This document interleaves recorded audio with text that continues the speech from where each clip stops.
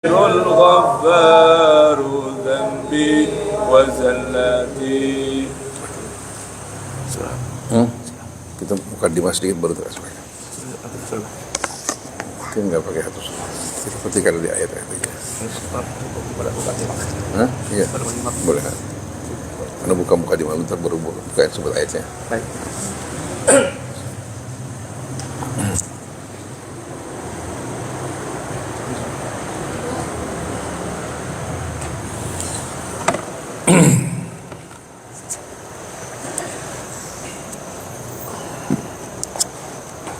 A'udzu billahi minasy syaithanir rajim.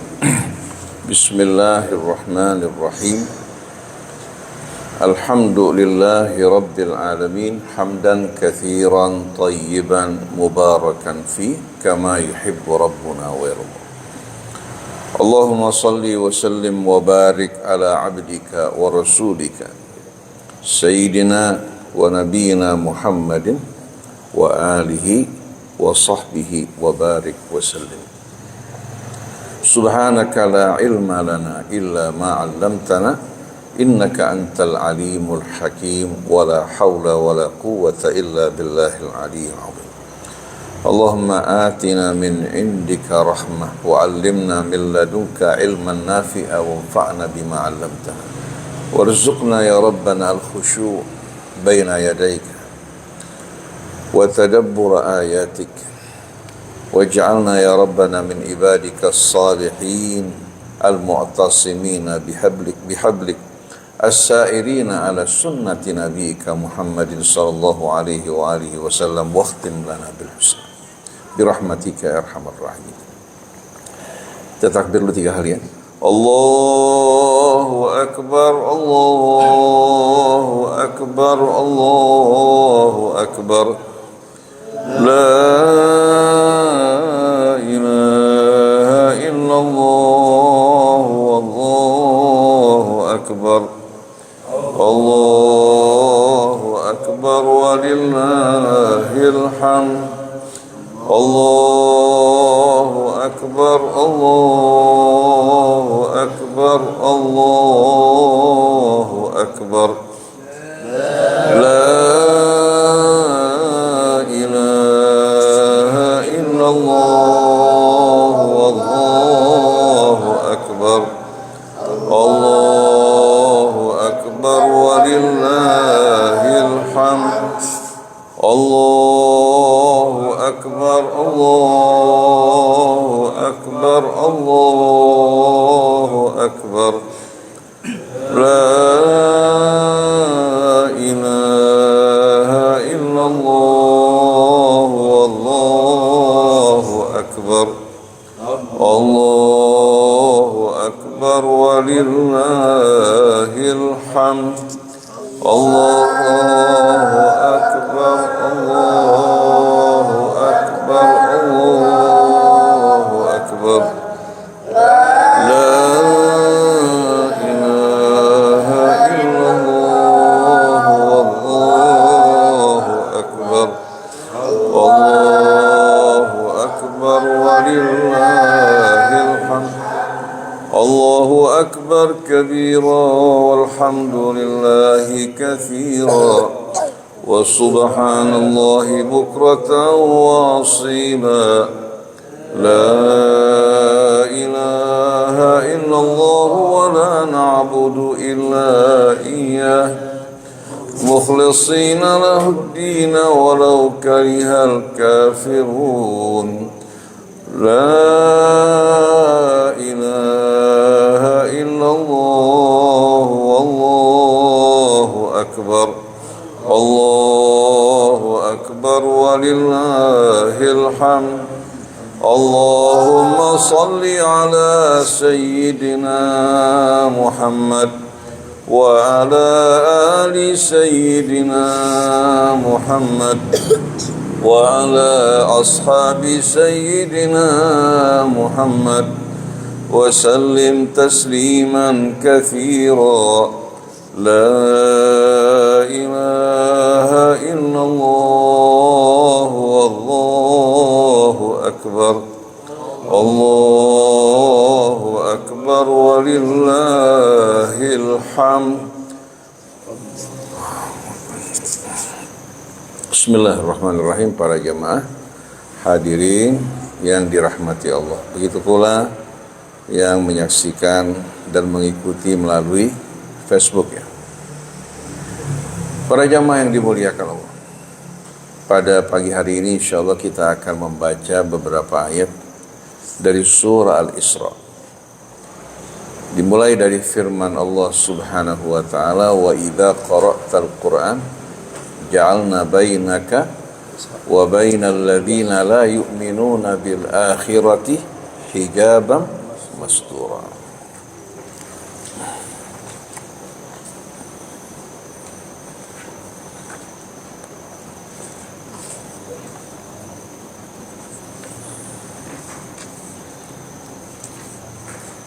Ayat berapa itu? Ayat 45. Halaman 286. Halaman 286. Ayat 45.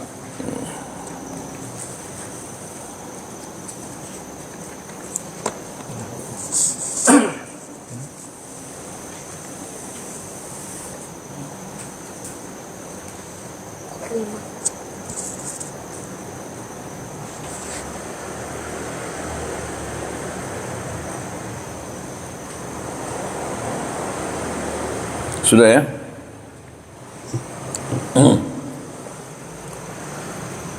Kita mau baca ayatnya dari ayat berapa tadi? Ayat 45. 45 hingga ayat 48 insyaallah. Kita baca Al-Fatihah dulu. A'udzu billahi minasy syaithanir rajim.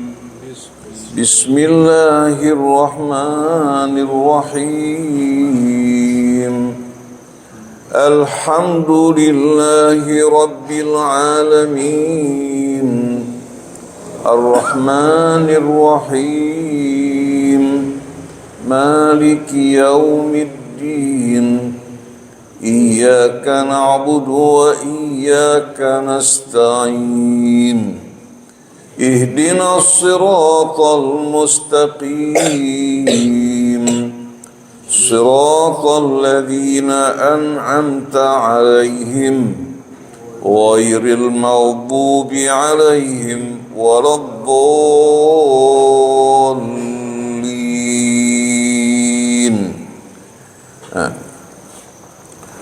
وإذا قرأت القرآن جعلنا بينك وبين الذين لا يؤمنون بالآخرة حجابا مستورا وجعلنا على قلوبهم أكنة أن يفقهوه وفي آذانهم وقرا وإذا ذكرت ربك في القرآن وحده ولوا على أدبارهم نفورا نحن أعلم بما يستمعون به إذ يستمعون إليك وإذ هم نجوى إذ يقول الظالمون إن تتبعون إلا رجلا مسحورا انظر كيف ضربوا لك الأمثال فضلوا فلا يستطيعون سبيلا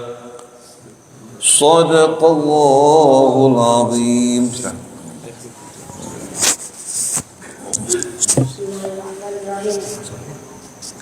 Dan apabila kaum Muhammad membaca Al-Quran, kami adakan suatu dinding yang tidak terlihat antara engkau dan orang-orang yang tidak beriman kepada kehidupan akhirat. Dan kami jadikan hati mereka tertutup dan telinga mereka tersumbat agar mereka tidak dapat memahaminya. Dan apabila engkau menyebut Tuhanmu dalam Al-Quran, mereka berpaling ke belakang melarikan diri karena benci. Kami lebih mengetahui dalam keadaan bagaimana mereka mendengar sewaktu mereka mendengarkan engkau Muhammad Rasulku, dan sewaktu mereka berbisik-bisik yaitu ketika orang zalim itu berkata, kamu hanyalah mengikuti seorang laki-laki yang kena sihir. Lihatlah bagaimana mereka membuat perumpamaan untuk Muhammad Rasulku. Karena itu mereka menjadi sesat dan tidak dapat lagi menemukan jalan yang benar. Mahamdan Allah dengan segala firman-Nya. Bismillahirrahmanirrahim. Para jamaah yang dimuliakan Allah, sebagaimana kita tahu bahwa Allah Subhanahu wa taala turunkan Al-Qur'an kepada Rasulnya Muhammad sallallahu alaihi wasallam bukan hanya sekedar untuk dibaca, tapi Allah perintahkan kita untuk merenungkan ayat-ayatnya agar dapat menjadi petunjuk, pedoman hidup bagi kita yang menerangi jiwa kita, menjadi ruh bagi kalbu kita, dan cahaya bagi basirah kita semua. Sebagaimana firman Allah dalam surah Asy-Syura, wa kadzalika auhayna ilaika ruhan min amrina. Demikianlah kami telah wahyukan kepadamu wahai Rasulullah, ruh min amrina. Sebagaimana tubuh kita hidup dengan tiupan ruh Allah Ta'ala, begitu pula jiwa kita ini juga Allah Subhanahu wa Ta'ala hidupkan dalam arti yang sebenarnya dengan ruh dari sisi Allah Subhanahu wa Ta'ala. Yang dimaksudkan adalah ayat-ayat yang berisikan ta'alimullah, ajaran Allah yang menghidupkan kita semua dalam arti yang sebenarnya, bukan hanya kehidupan jasmani seperti hewan, tapi kehidupan dalam arti yang sebenarnya.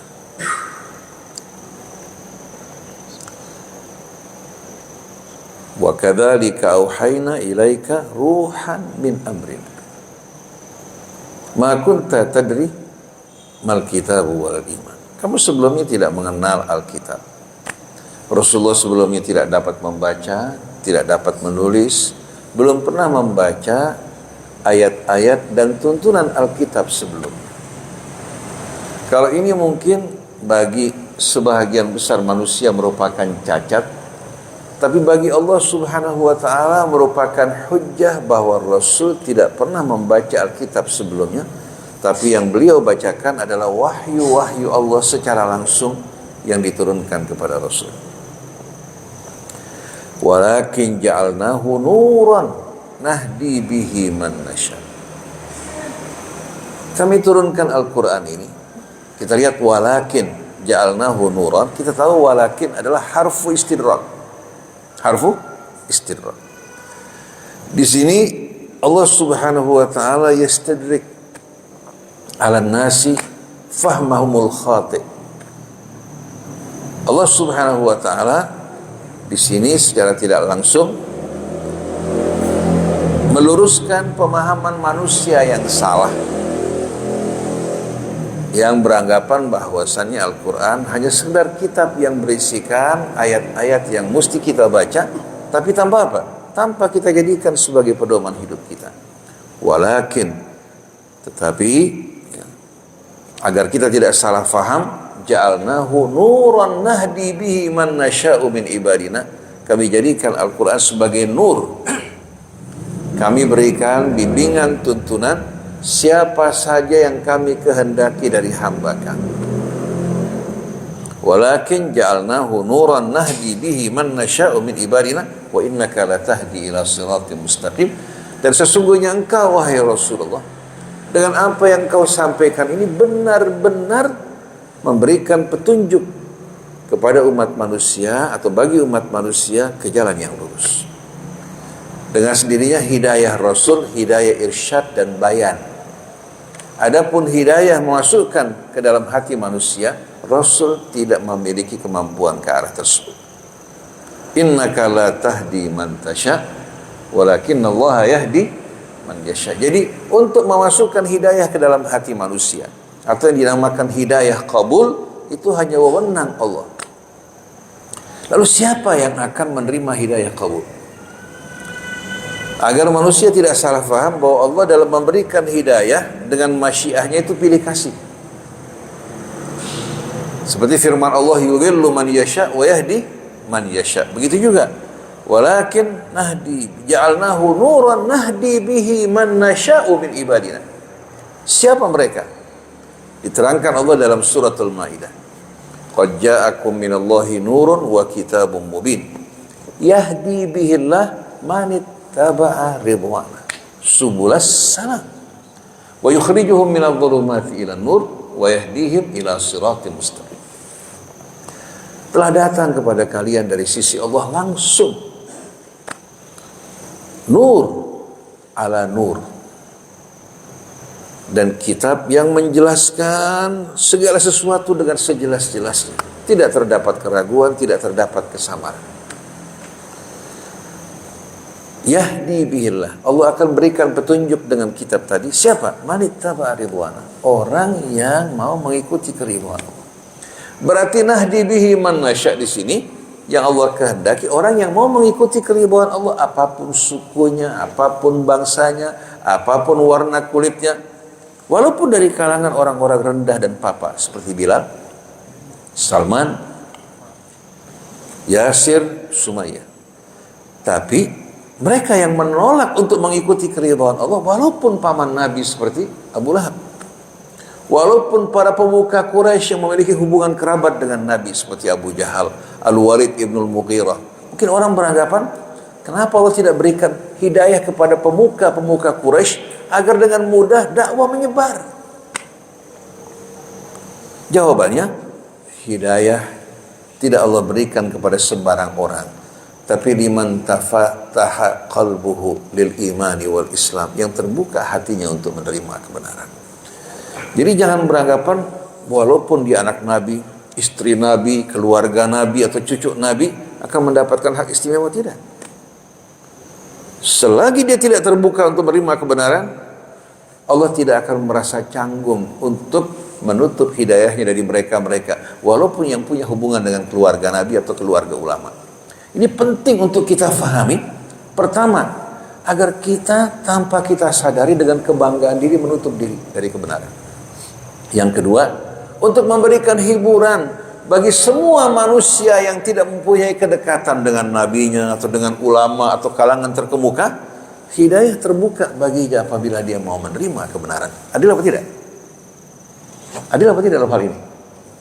Kalau hidayah qabul, memasukkan hidayah ke dalam hati seseorang, Allah berikan kepada Rasulnya, kira-kira Abu Lahab dapat hidayah tidak?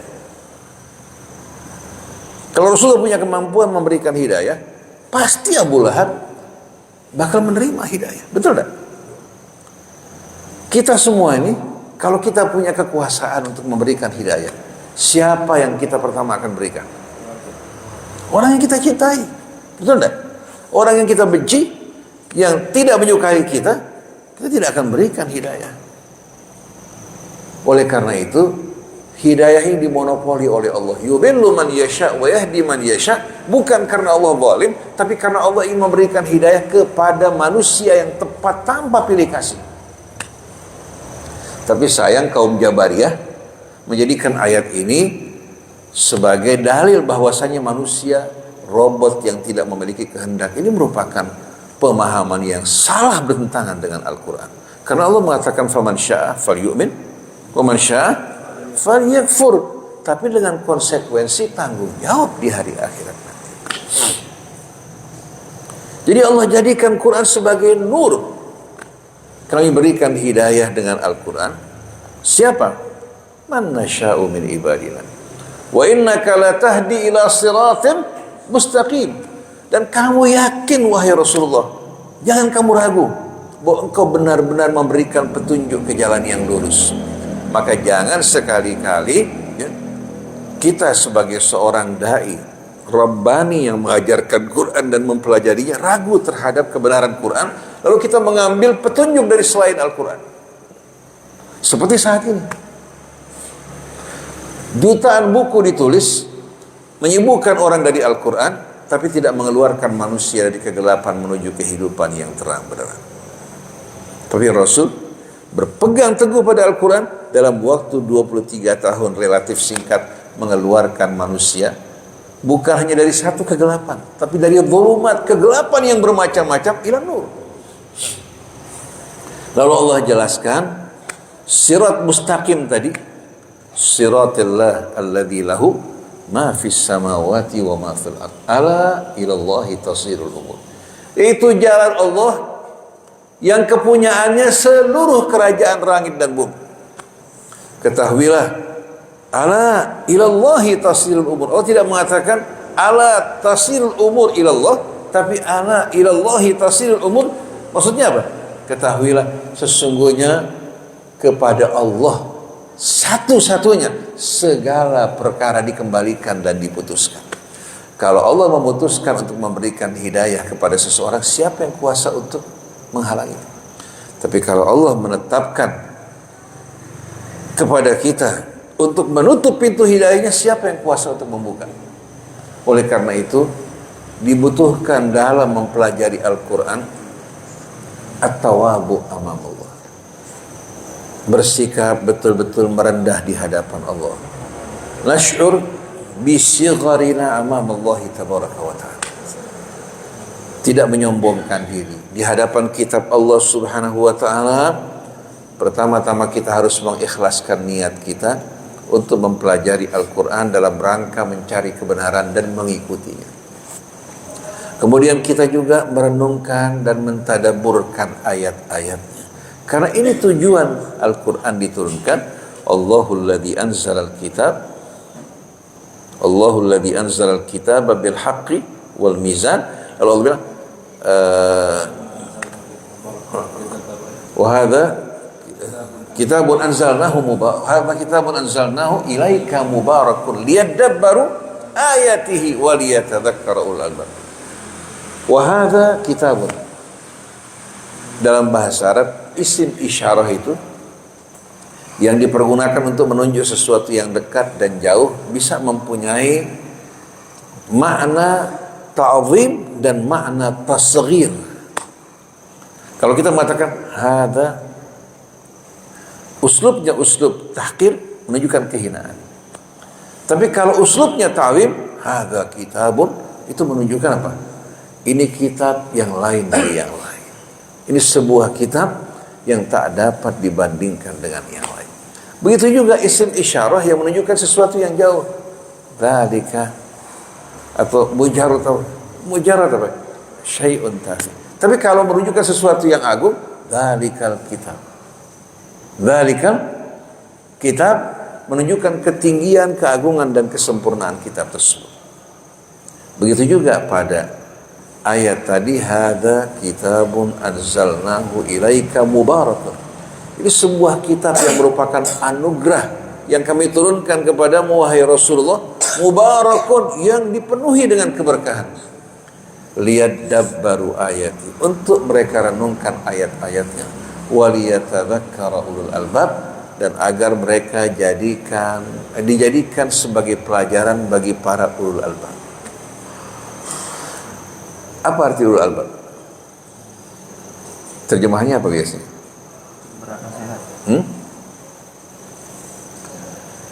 Kalau seorang mengupas kelapa, pertama dikupas kulitnya, sabutnya kan. Setelah itu dia temukan batoknya, dibelah batoknya, dia temukan kelapanya, kemudian diparut dan dijus, keluar santan. Lubbus syai'i, intinya lubbus syai'i, intinya bukan hanya sebatas kulit. Nah, kalau orang membaca Al-Quran tanpa direnungkan, sama dengan orang membuka sebutir kelapa hanya sebatas kulitnya aja. Dia tidak menemukan sama sekali keindahan dari buah kelapa tersebut. Tapi ketika dia memecah batoknya, kelihatan kelapanya intinya. Jadi kata lub, qalbu syai'i wa lubbuhu. Nah, ulul albab ini bukan orang-orang yang sebatas ya membaca sesuatu secara sepintas, tapi yang mendalam dan meresapinya. Perhatikan coba firman Allah, inna fi khalqis samawati wal ardi wa ikhtilafil laili wan nahar la ayatin li ulil albab. Lalu Allah jelaskan siapa itu ulul albab. Alladzina yadhkuruna Allaha qiyaman wa qu'udan wa ala junubihim. Itu orang-orang yang jiwa mereka, hati mereka tidak pernah terlepas dari zikrullah. Baik mereka dalam keadaan berdiri, duduk, berbaring. Wa yatafakkaruna fi khalqis samawati wal ard, dan mereka bertafakur, merenungkan ayat-ayat kebesaran Allah yang terdapat di langit maupun di bumi. Lalu mengantarkan mereka menuju kesimpulan, Rabbana ma khalaqta hadza batila. Mereka sampai pada kesimpulan, wahai Tuhan kami, Engkau tidak menciptakan semuanya dengan sia-sia. Subhanak, maha suci Engkau, mensucikan Allah dari perbuatan yang sia-sia. Wa ma khalaqnas samawati wal arda wa ma bainahuma batila. Dzalika dhannul ladzina kafaru. Subhanak faqina adzabannar. Lindungi kami dari azab api neraka. Lalu Rabbana innaka man tudkhilin nar faqad akhzaitah wa ma lidh-dhalimin min ansar. Wahai Tuhan kami, sesungguhnya orang-orang yang telah mendapatkan keterangan yang begitu jelas dari ayat-ayat-Mu, tapi masih tersesat, Kau masukkan dalam api neraka, betul-betul memang orang-orang yang Kamu hinakan, yang tidak menggunakan akal fikiran mereka. Wa malil zalimina min ansar. Jadi para jamaah sekalian, sengaja saya bawakan pengantar ini dengan tujuan bahwa pada saat kita bertawasul, bertafaul bersama Al-Quran, kita betul-betul bukan hanya sebatas membaca atau mendengarkan, kita ingin meresapi secara mendalam. Kemudian natajawab ma'al Quran bil amal. Kita menyambut seruan Al-Quran dengan mengamalkan baik itu perintahnya, begitu juga larangannya, begitu pula bimbingan yang membimbing kita menuju kehidupan yang lebih lurus. Inna hadzal Quran yahdi lillati hiya aqwam. Nah, sekarang kita akan membaca ayat-ayat dalam suratul Isra yang menerangkan kepada kita bahwa banyak orang membaca Al-Quran, tapi hati mereka diselimuti oleh hijab-hijab yang berlapis-lapis. Tapi hijab tersebut tidak terlihat oleh mata kita. Kalau seandainya hijab tersebut terlihat, kita akan menyingkirkan hijab. Tapi hijab tersebut juga dalam keadaan mastur. Kalau kita mempelajari al-balaghah al-arabiyah, mereka mengatakan hijaban masturah ini asalnya hijaban satirah. Hijaban satirah. Mereka menerjemahkan mastur bermakna satir. Tapi sebetulnya ini merupakan penjelasan yang sama sekali tidak benar dengan tujuan Al-Quran. Kita akan baca. Bismillahirrahmanirrahim. Wa idza qara'tal Qur'an. Dan apabila engkau membaca Al-Quran. Qara'ta fi'il madhi kan, kata kerja dalam bentuk pas.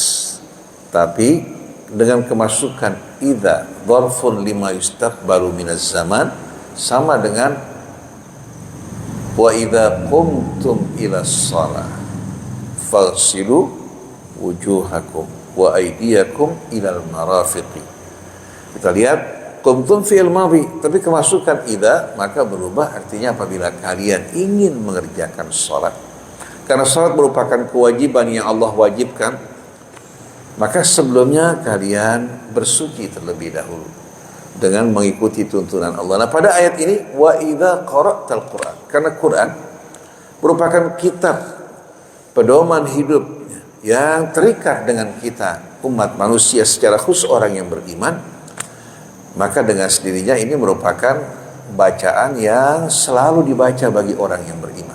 Allah tidak menggunakan wa idza taqra'al Qur'an, tapi wa idza qara'tal Qur'an, karena Al-Quran sudah turun pada saat tersebut menjadi bacaan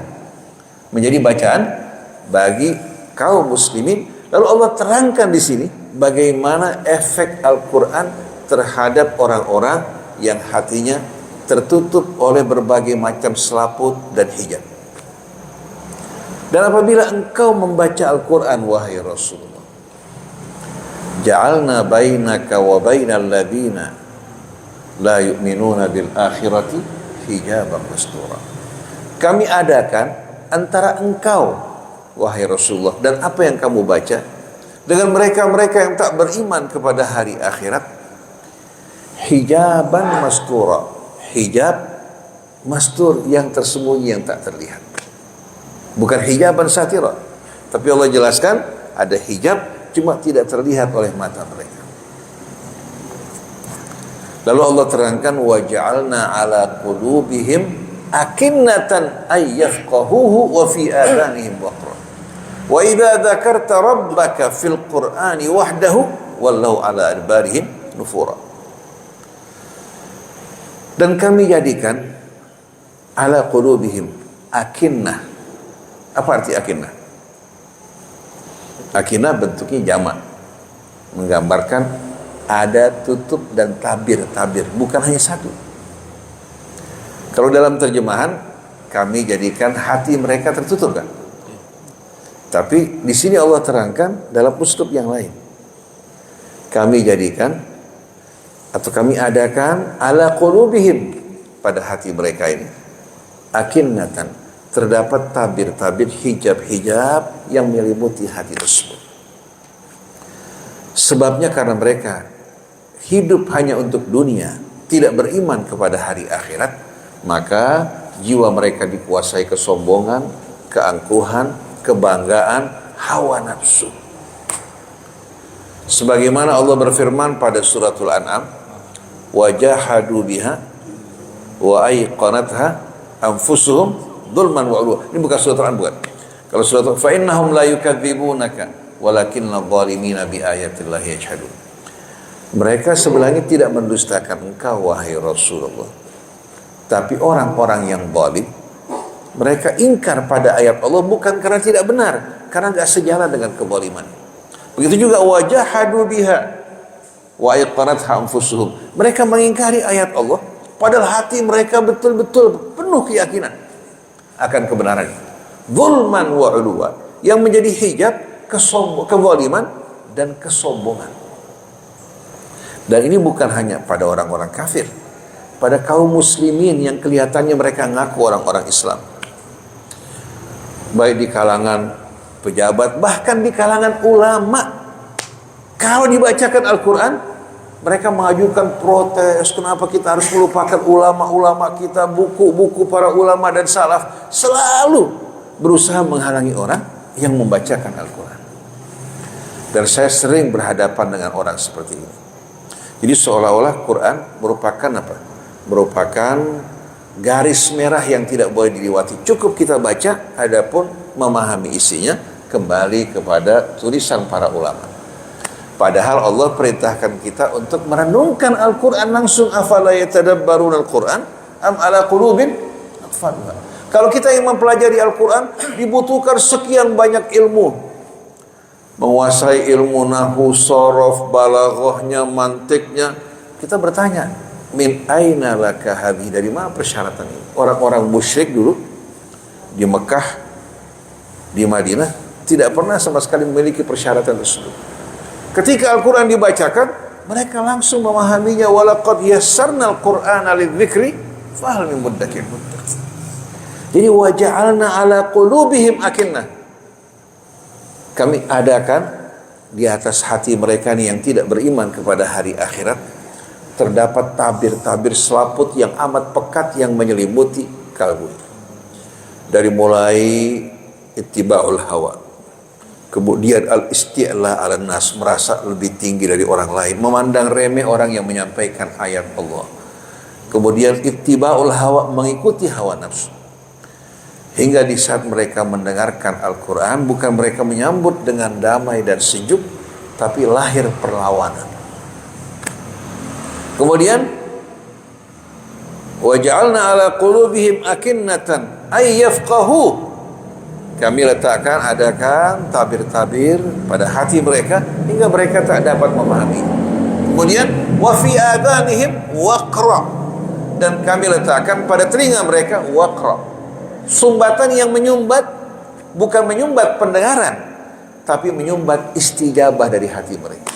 Mereka dengar apa yang dibacakan dari ayat-ayat Allah. Tapi apa?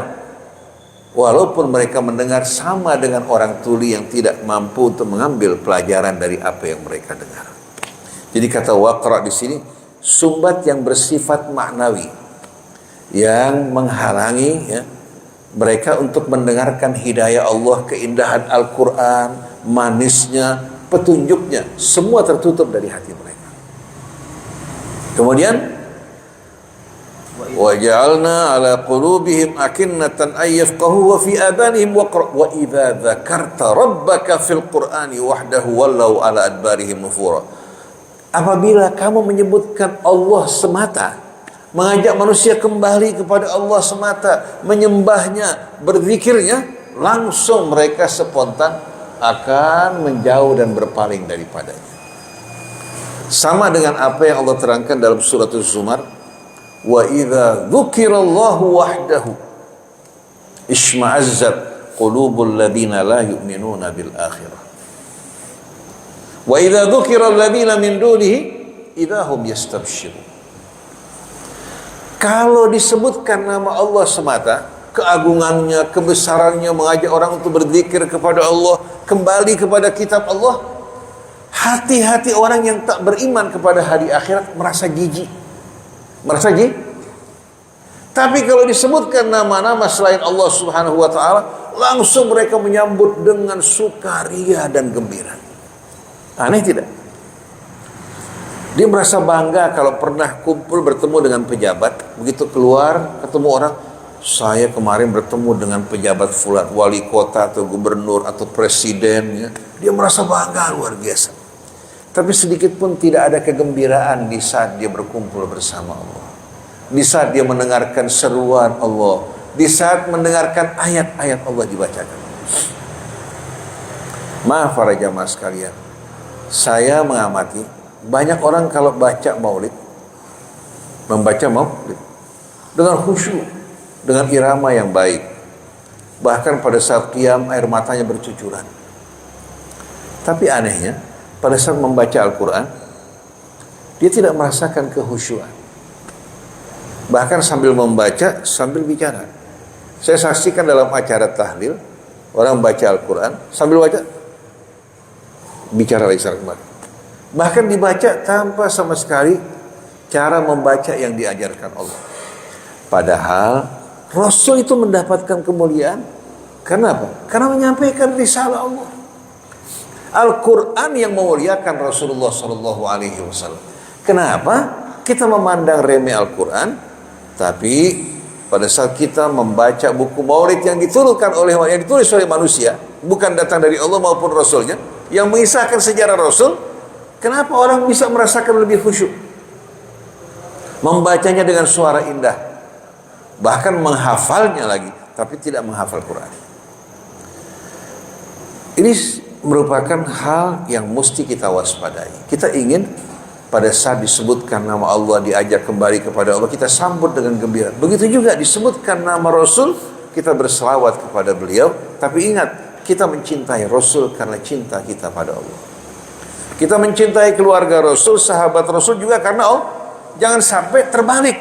Akhirnya orang mencintai manusia bukan karena Allah, akhirnya digelincirkan dari jalan Allah. Banyak orang mengaku cinta pada habaib, tapi merusak dirinya, merusak Habibnya. Kenapa? Sewaktu si Habib berbuat salah, bukan diluruskan, tapi dengan alasan apa? Cinta kepada keluarga Rasul, dibiarkan bahkan didukung. Kamu si Habib walaupun berbuat dosa, di akhirat bakal masuk kantong Rasulullah.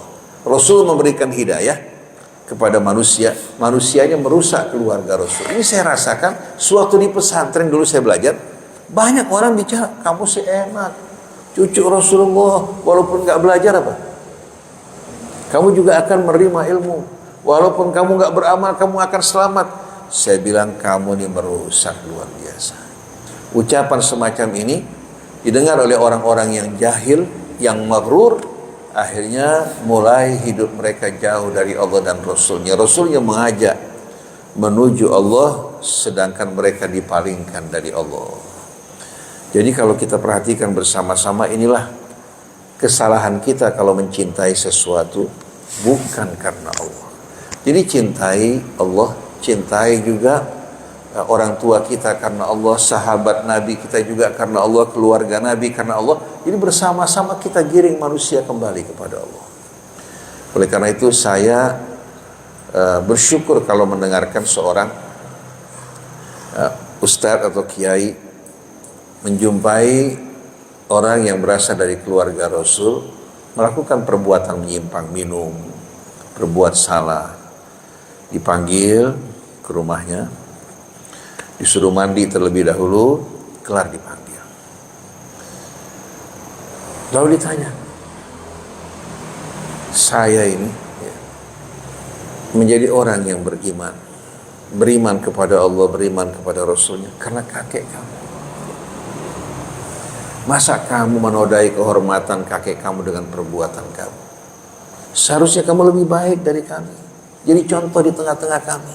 Dia berikan nasihat yang indah, itu orang langsung menangis, bertobat.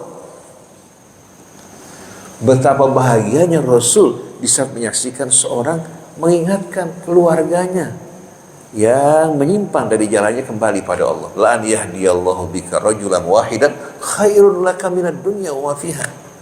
Jadi harus ada betul-betul tawasi bil haqqi wa tawasi bis sabri. Ini yang akan menghidupkan kita dan memperbaiki kehidupan masyarakat kita. Jadi kecintaan kepada Habib atau kepada siapapun juga harus dasarnya kecintaan kita kepada Allah Subhanahu wa taala. Jadi kita perhatikan para jamaah sekalian, penyebab orang tidak menerima hidayah Al-Quran karena hatinya tidak beriman kepada hari akhir. Bukan tidak percaya, percaya tapi tidak beriman. Karena iman bukan hanya sekedar ucapan, bukan hanya sekedar keyakinan, tapi diiringi dengan sikap dan perbuatan yang sesuai dengan apa yang kita yakini. Kalau kita hanya percaya, yakin ada hari akhirat, tapi tidak beramal untuk hari akhirat, masuk dalam golongan orang yang tidak beriman kepada hari akhirat. Begitu orang hatinya lengah dari Allah dan hari akhirat, membaca Al-Quran tidak akan menggetarkan hatinya. Tapi begitu kita terbayang di hari akhirat nanti, kita akan berdiri berbaris di hadapan Allah. Lalu kitab setiap orang diserahkan di hadapannya. Begitu dia membaca kitabnya, dia membayangkan bagaimana dosa-dosa kejahatan yang dilakukan membuat tubuhnya merinding, hatinya bergetar karena takut, mendorong dirinya untuk bertaubat kepada Allah. Tapi kalau tidak terbayang tentang hari akhirat, bahkan selalu mendapatkan kabar gembira, kamu gak usah khawatir, innallaha ghafurur rahim, maka orang semacam ini orang yang betul-betul jauh dari hidayah Allah. Saya bertemu dengan seorang, usianya pada saat itu sudah hampir 100 tahun, tapi tubuhnya masih kuat, seorang Habib. Lalu dia bilang depan saya ini khawatir. Selama ini hidup saya dari mulai muda banyak melakukan kesalahan dan perbuatan dosa. Bagaimana nasib saya? Dia selalu hadir di pengajian. Setiap minggu mesti datang di majelis di pengajian. Di tempat majelis satu habaib. Saya bilang, pintu rahmat Allah terbuka dengan luas. Kalau kamu kembali pada Allah dalam keadaan sehat, beristighfar, memperbaiki kesalahan kamu, Allah akan ampuni dosa-dosa kamu. Maka di hari tua gunakan kesempatan dengan sebaik-baiknya. Tahu-tahu seorang Habib menggunakan baju koko dengan kopiah putihnya, walaupun tamat dari Hadramut, dia mengatakan, la takhaf, kamu gak perlu takut. Orang kalau sudah lewat 80 tahun, Allah gak catat lagi dosanya. Kita lagi berusaha mengarahkan dia bertobat, yang ini justru apa? Memberikan angan-angan. Padahal Allah menerima taubat hambanya selagi belum sampai apa? Di kerongkongan kita. Jadi belajar Al-Quran bukan hanya untuk membuat kita tampil sebagai seorang terkemuka atau mendapatkan dan meraih gelar PhD. Ini semua merupakan sampah yang tidak berguna yang bisa merusak kita kalau kita bangga dengan semua itu. Lalu setelah itu apa? Setelah itu Allah melanjutkan, wa ja'alna 'ala qulubihim akinnatan ay yafqahu wa fi adhanihim waqra wa idza dzakarta rabbaka fil qur'ani wahdahu wallau 'ala adbarihim nufura. Kemudian nahnu a'lamu bima yastami'una bihi idh yastami'una ilaika wa idhum najwa idh yaqulu adh-dhalimun in tattabi'una illa rajulan mashhura. Kami lebih tahu wahai Rasulullah apa yang mereka dengarkan pada saat kamu membacakan Al-Quran itu. Apa yang mereka sedang dengarkan. Bukan mereka mendengarkan kamu untuk menerima hidayah kamu, tidak.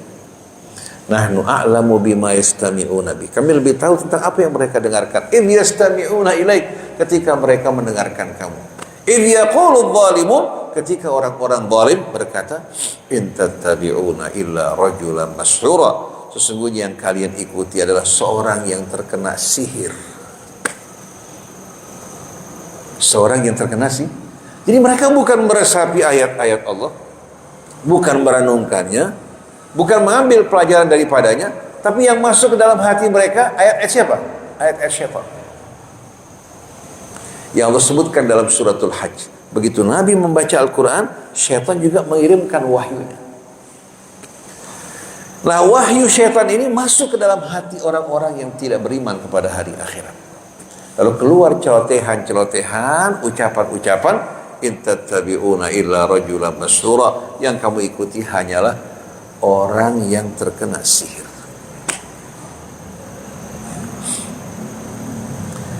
Dalam suratul Hajj kalau tidak salah, saya lupa ya, coba terperiksa coba.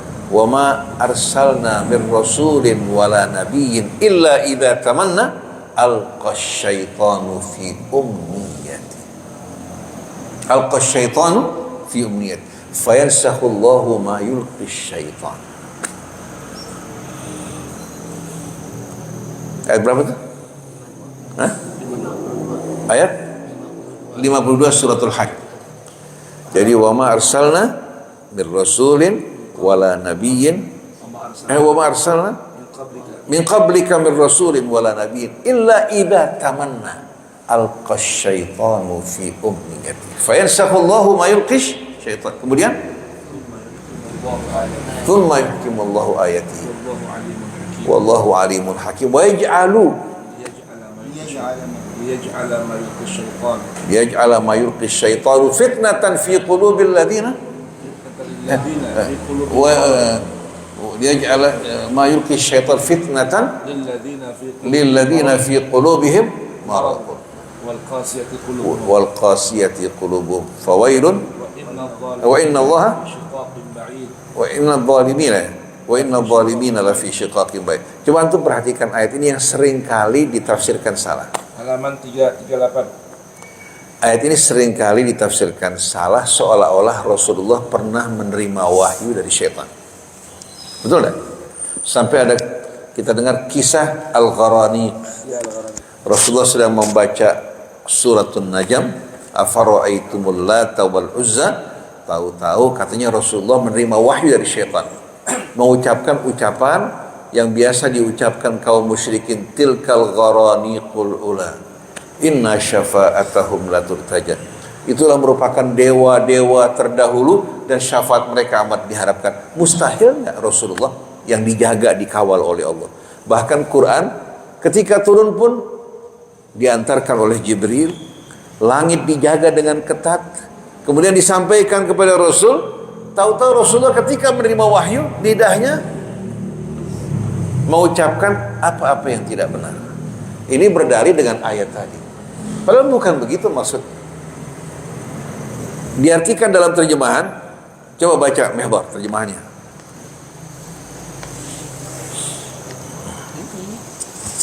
Atau boleh juga. Silakan baca terjemahannya coba. Baca. Ayo baca. Bismillahirrahmanirrahim. Dan kami tidak mengutus seorang rasul dan tidak pula seorang nabi sebelum engkau Muhammad Rasulku, melainkan apabila dia mempunyai suatu keinginan, setan pun memasukkan goda-godaan ke dalam keinginannya itu. Tapi Allah menghilangkan apa yang dimasukkan setan itu, dan Allah akan menguatkan ayat-ayatnya, dan Allah Maha mengetahui, Maha bijaksana, Maha benar Allah dengan segala firman. Dia Allah ingin menjadikan godaan yang ditimbulkan setan itu sebagai cobaan bagi orang-orang yang dalam hatinya ada penyakit, dan orang yang berhati keras. Dan orang-orang yang zalim itu benar-benar dalam pemusuhan yang jauh. Dan agar orang-orang yang telah diberi ilmu meyakini bahwa Al-Quran itu benar dari Tuhanmu, lalu mereka beriman dan hati mereka tunduk kepadanya. Dan sungguh Allah memberi petunjuk bagi orang-orang yang beriman kepada jalan yang lurus. Sudah. Maha benar Allah dengan segala firman. Di sini terjemahannya kalau kita lihat, wa ma arsalna min qablika mir rasulin wala nabiyyin illa idza tamanna. Tamanna diartikan berangan-angan. Betul enggak? Di antara arti tamanna dalam bahasa Arab apa? Di antara arti tamanna dalam bahasa Arab bimakna tala wa qara'a. Quran menjelaskan hal ini dalam surat Al-Baqarah, la ya'lamunal kitaba illa amaniya. Jadi kebanyakan dari mereka ini tidak memahami Alkitab. Ilmu di sini bukan hanya membaca. Mereka la ya'lamunal kitab illa amani, ay mujarrad qira'ah wa tilawah. Seperti kebanyakan orang Islam baca Al-Quran dengan suara indah, tapi isi Al-Quran mereka tidak paham. Jadi sebetulnya tamanna di sini bukan berarti angan-angan. Kami tidak mengutus sebelum engkau seorang rasul maupun seorang nabi illa idza tamanna, kecuali sewaktu dia membaca ayat Allah, alqas syaitanu fi umniyati. Syaitan juga pada saat tersebut ya, di samping ayat dan makna yang dibacakan oleh nabi, syaitan juga mengirimkan pada bacaannya pada saat dia membaca apa? Fi umniyati fi qiraati, dia mengirimkan juga bisikan. Di taklikatnya sebagian mufassir mengartikan tamanna dengan qiraah membaca. Iya. Dan umniyah juga dengan bacaan. Iya. Kenapa justru digiring ke arah angan-angan yang tidak sesuai dengan Nabi kita Muhammad sallallahu alaihi wasallam yang jiwanya memang betul-betul apa? Sepenuhnya kembali pada Allah, tidak memiliki angan-angan duniawi. Jadi kami tidak mengutus seorang rasul maupun seorang nabi sebelum engkau, melainkan apabila dia membaca ayat-ayat Allah, syaitan langsung juga ikut mengirimkan bisikan-bisikan dan wahyunya. Wa kadzalika ja'alna likulli nabiyyin aduwan syayatinal insi wal jin yuhi ba'dhum ila ba'din zukhrufal qawli ghurura. Ini merupakan bukti dalam suratul An'am. Begitulah kami jadikan bagi setiap nabi, setiap rasul, musuh dari kalangan jin maupun manusia, yuhi ba'dhum ila ba'din zukhrufal qawli ghurura. Mereka saling membisikkan dan mengirimkan wahyu yang penuh keindahan di luarnya, tapi sebetulnya itu merupakan kebohongan dan kepalsuan. Jadi kami tidak mengutus seorang rasul maupun nabi sebelum engkau, melainkan ketika apa? Dia membaca, syaitan juga mengirimkan wahyu. Fayansahullahu ma yulqi syaitan thumma yuhkimullahu ayatih. Allah menghapuskan ya, apa yang dikirimkan oleh syaitan dan Allah kokohkan ayatnya. Artinya ayat Quran tidak mungkin dicampuri dengan kebohongan syaitan. Tapi setelah itu Allah jelaskan, liyaj'ala ma yulqi syaitan fitnatan lilladzina fi qulubihim maradun wal qasiyati qulubuhum. Apa yang dikirimkan syaitan ini akan menjadi fitnah bagi orang-orang yang hati mereka terdapat penyakit dan hati mereka keras. Jadi subhanallah, ketika Nabi membacakan ayat Al-Quran, orang yang beriman kepada hari akhirat menyambut dengan apa? Dengan penuh kerinduan. Tapi yang disambut oleh mereka-mereka yang sakit hatinya, yang keras hatinya, justru apa? Yang dikirimkan syaitan. Akhirnya mereka melontarkan ucapan, in tattabi'una illa rajulan mashhura. Yang kamu ikuti hanya seorang yang terkena sihir. Faham tak ya? Karena ayat ini kalau disalahfahami bisa menimbulkan keraguan-raguan, akhirnya sama dengan tuduhan Salman Rushdie bahwa Rasul menerima ayat-ayat syaitan. Ini yang tidak benar sama sekali. Nah sekarang kita ingin menjawab tuduhan tadi yang mengatakan bahwa Rasul seorang yang tersihir. Mereka mengatakan Allah menjawab, undur kaifa darabu lakal amthal fadallu fala yastati'una sabila.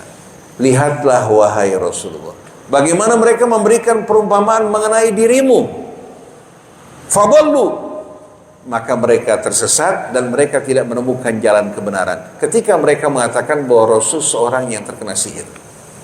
Artinya, mereka menuduh Nabi kita sebagai seorang penyihir, sebagaimana yang diucapkan juga Al-Walid Ibnul Mughirah, mencari berbagai macam kira-kira nama yang tepat untuk menjauhkan manusia dari jalan Allah. Akhirnya mereka tuduh Nabi sebagai seorang penyihir. Dibantah oleh Allah. Ini perumpamaan yang tidak benar yang menyebabkan mereka tersesat. Tapi ternyata kita kaum muslimin ternyata menerima riwayat hadis yang mengatakan Nabi terkena sihir. Bukan kita membantah, malah kita menguatkan mereka yang menuduh Nabi kita terkena sihir. Dalam riwayat Nabi terkena sihir dalam waktu lama lagi. Sampai beliau mengatakan apa? Saya katanya merasa melakukan sesuatu padahal tidak melakukan. Sampai dia merasa dia menggauli istrinya padahal tidak menggauli istrinya. Bayangkan, jiwa Nabi bisa dikendalikan oleh syaitan. Itu terdapat dalam riwayat dalam Sahih Bukhari yang diriwayatkan dari Sayyidah Aisyah. Uniknya, kisah ini kalau kita perhatikan merupakan kisah yang bersifat ahad. Kejadian ini besar. Bahkan mereka mengatakan bahwa sebab turunnya suratul Falak dan suratul Nas karena Nabi terkena sihir. Kemudian pembicaraan dua malaikat juga tidak beradab. Tidak mengatakan Rasulullah, mengatakan ar-rajul yang tidak mungkin diucapkan para malaikat. Karena Allah aja memanggil ya Rasulullah, memanggil ya ayuhan Nabi. Jadi hadis ini hadis infiltrasi orang-orang Yahudi atau Israiliyat untuk membuat orang ragu terhadap apa yang disampaikan Nabi, karena Nabi juga terkena gangguan syaitan. Dan ternyata kalau kita membaca kisah-kisah Al-Quran, kita jumpai bahwa nabi-nabi terdahulu juga mendapatkan tuduhan yang sama. Selalu apa? Tuduhannya sahirun kadzab dan lain sebagainya, atau seorang yang masyhur. Nah, kalau kita membaca suratul Furqan, silahkan buka suratul Furqan, juga terdapat ayat yang serupa dan mirip membantah bahwa Nabi seorang yang terkena sihir. Lihat suratul Furqan juga.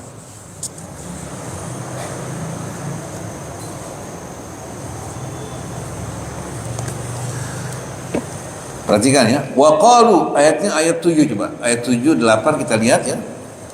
Sampai kepada ayat 7 8. Wa qalu ma li hadzal rasul ya'kulu at-ta'ama wa yamshi fil aswaq. Laula unzila ilaihi malakun fayakuna ma'ahu nadhira.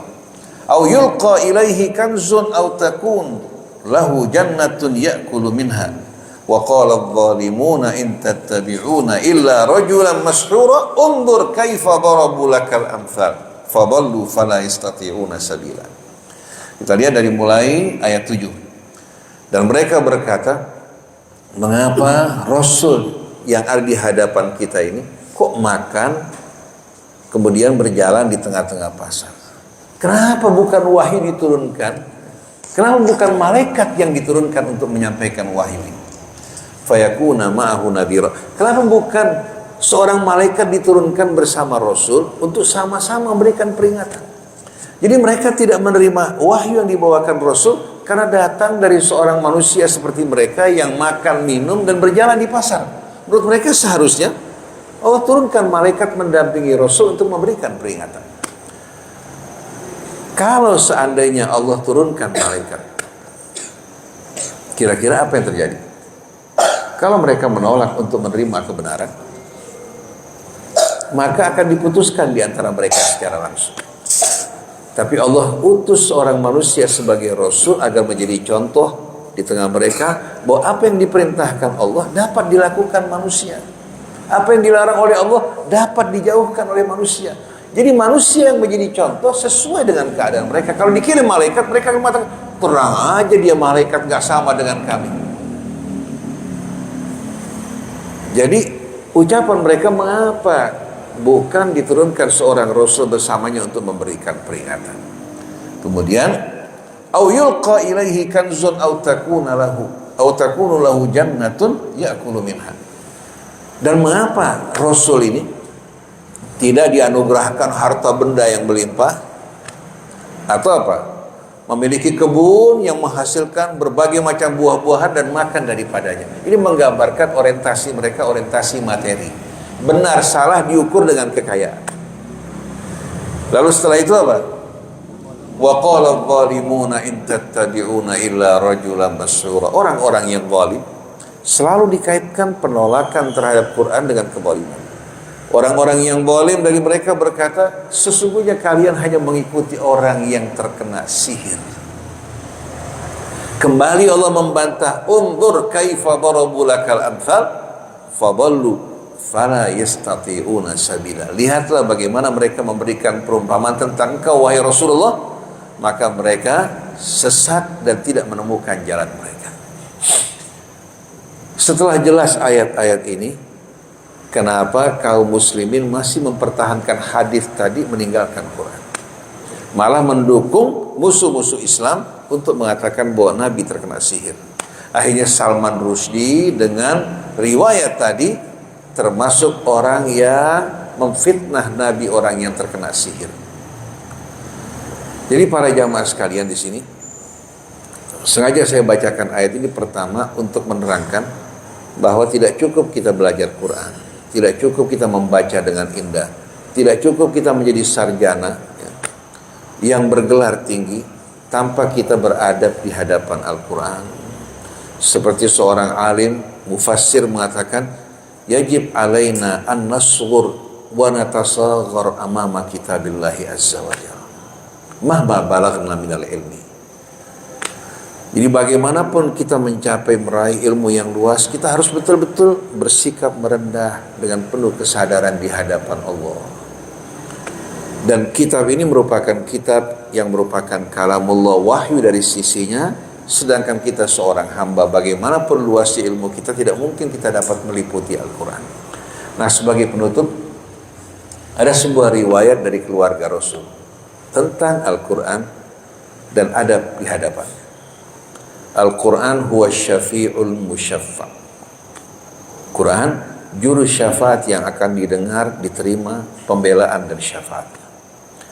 Man ja'alahu amamahu qadahu ilal jannah. Siapa-siapa yang meletakkan Quran di depan, Quran akan mengantarkan dirinya ke surga. Wa man ja'alahu khalfahu qadahu ilan nar. Siapa-siapa yang menempatkan Quran di belakangnya, sedangkan dia di depan sebagai guru yang menggiring Al-Quran, qadahu ilan nar, maka Quran akan jerumuskan dia ke dalam api neraka. Jadi dalam membaca Al-Quran, kita harus membersihkan diri kita dari persepsi kita sebelumnya.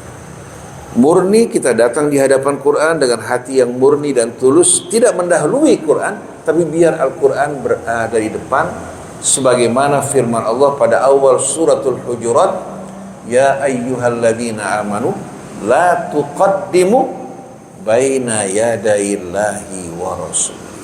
Wahai orang-orang yang beriman, jangan kalian mendahulukan sesuatu di hadapan Allah dan Rasulnya, baik mendahulukan diri kita, atau mendahulukan orang lain, atau mendahulukan pengetahuan persepsi yang kita miliki di hadapan Allah Subhanahu wa ta'ala. Jadi di hadapan kitab Allah, kita harus menempatkan diri kita sebagai seorang hamba yang mendengarkan nasihat bimbingan dari Tuhan pencipta kita yang maha tahu. Tidak bersikap angkuh dan sombong, dan tidak melangkahi Allah dan Rasul. Kalau bahasa Betawi, jangan nyeloncong. Jangan nyeloncong. Artinya kita di sini melangkahi Allah Subhanahu wa ta'ala dan Rasulnya. Ini merupakan bahagian dari apa? Dari kajian adab at-tawassul ma'al Quran. Nah, sudah siapkan dia punya apa? Dalil-dalilnya semuanya. Jadi tadi jangan kalian mendahului Allah. Nah, hadis tadi dari keluarga Rasul menjelaskan bahwa kita harus menempatkan Quran di depan, kita di belakang, bukan kita di depan, Quran di belakang. Maka ini masuk dalam larangan Rasul, man fassaral Quran bi ra'yihi falyatabawwa maq'adahu minan nar. Siapa-siapa yang menafsirkan Quran digiring mengikuti pendapatnya, persepsi sebelumnya, silahkan tempatkan dirinya dalam api neraka. Nah, manhaj kita dalam menafsirkan Quran adalah membiarkan Al-Quran menerangkan tentang dirinya. Al-Quran yu'arrifu nafsah. Bagaimana Quran menerangkan tentang dirinya. Apa itu Al-Quran?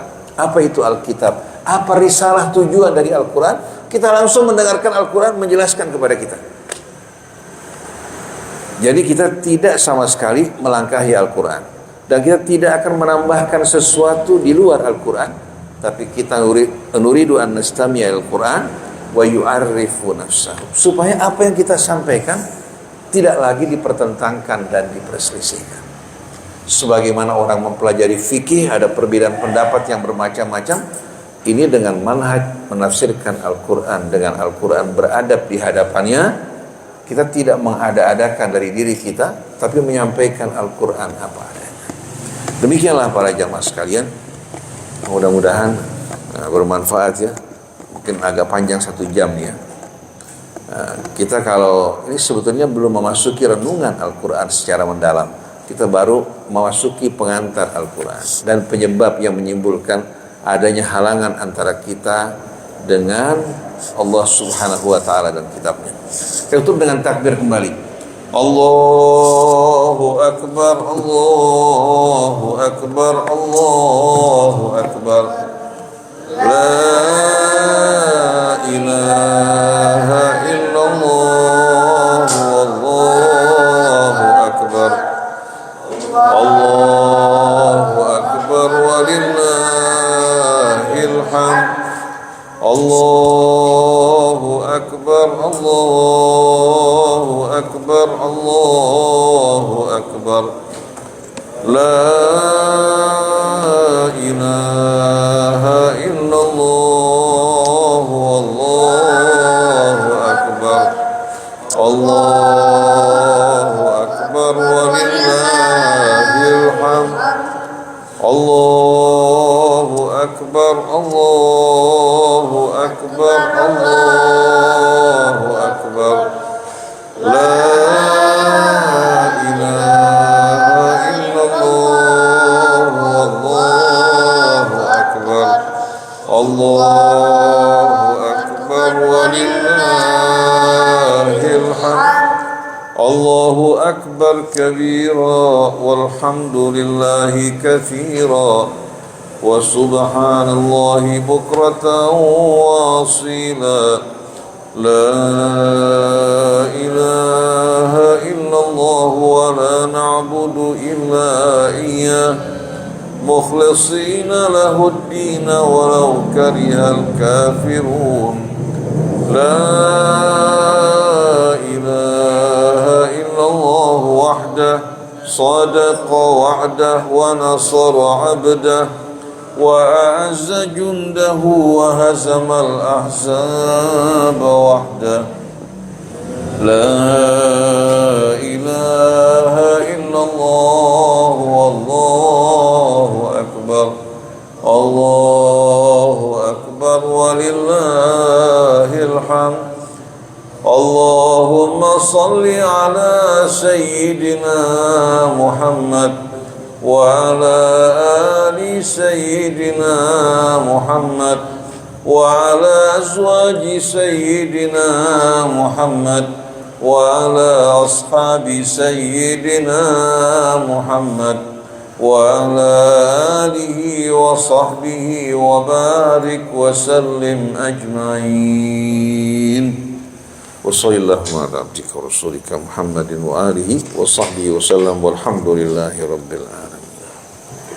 Alhamdulillah, kita sudah selesaikan kajian tadabbur Quran pagi hari ini.